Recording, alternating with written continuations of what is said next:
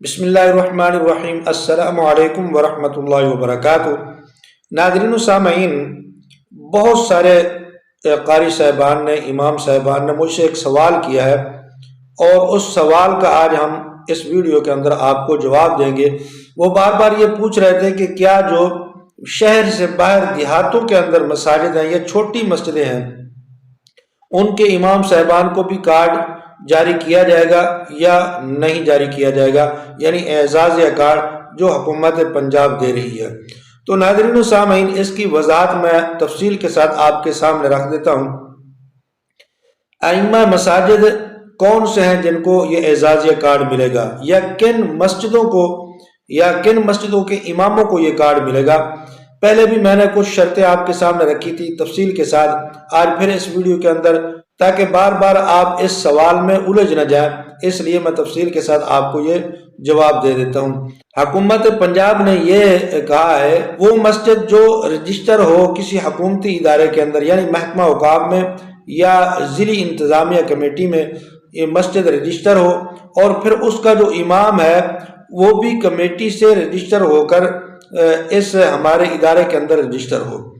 پھر اس امام صاحب کو اور اس مسجد کے مولوی صاحب کو یہ اعزازیہ کارڈ دیا جائے گا۔ اب وہ مسجد ضروری نہیں ہے کہ شہر کے اندر ہو یا دیہات کے اندر ہو، جہاں بھی ہے صوبہ پنجاب کے اندر، اگر وہ مسجد رجسٹر ہے، اس کا امام رجسٹر ہے، کمیٹی فعال ہے، اور امام صاحب بھی جو ہے وہ رسمی طور پر مکمل نمازیں پڑھاتے ہیں 5 کی 5، یہ نہیں بھی کسی مسجد کے اندر 2 ہو یا 4 نمازیں پڑھاتا ہو، 1 نماز پڑھاتا ہو یا صرف جمعہ پڑھاتا ہو، تو وہ امام اس کے اندر شامل نہیں ہے۔ وہ امام صاحب جو 5 نمازیں جماعت کے ساتھ پڑھاتا ہو، اور مسجد کے اندر رہائش ہو اس کی، اور جو ہے وہ مسجد رجسٹر ہو، امام صاحب کمیٹی سے فعال ہو کر رجسٹر ہو، پھر اس امام صاحب کو یہ اعزازیہ کارڈ دیا جائے گا۔ اب وہ شہر کے اندر ہے یا دیہات کے اندر؟ دیہات میں اکثر طور پر یہ ہوتا ہے کہ دیہاتوں میں جو مساجد ہیں وہ رجسٹر نہیں ہوتی سرکاری ادارے کے اندر، تو جس وجہ سے بہت سارے ائمہ اکرام جو ہیں وہ اب پریشان ہیں کہ ہمارا جو ہے وہ اعزازیہ منظور ہوگا یا نہیں ہوگا۔ تو اس لیے وضاحت کے ساتھ میں آپ کو بتا دیتا ہوں، اگر آپ کے گاؤں کی، آپ کے علاقہ کی، آپ کے چک کی مسجد جو ہے وہ رجسٹر ہے، اور آپ کی مسجد کی کمیٹی ہے، اور اس کمیٹی نے امام صاحب کو امام صاحب لکھ کر جمع کروایا ہوا ہے، امام صاحب کا نام اور اس کے کوائف، تو پھر وہ امام صاحب جو ہیں اس کے اہل ہیں، ان کو یہ اعزازیہ ملے گا۔ اور اگر امام صاحب کو رجسٹر نہیں کروایا، مسجد کو رجسٹر نہیں کروایا، تو چاہے وہ جتنی پرانی مسجد ہے، جتنی بڑی مسجد ہے، اور جتنا بڑا علاقہ ہے، چک ہے، اس کے باوجود بھی یہ مسجد اس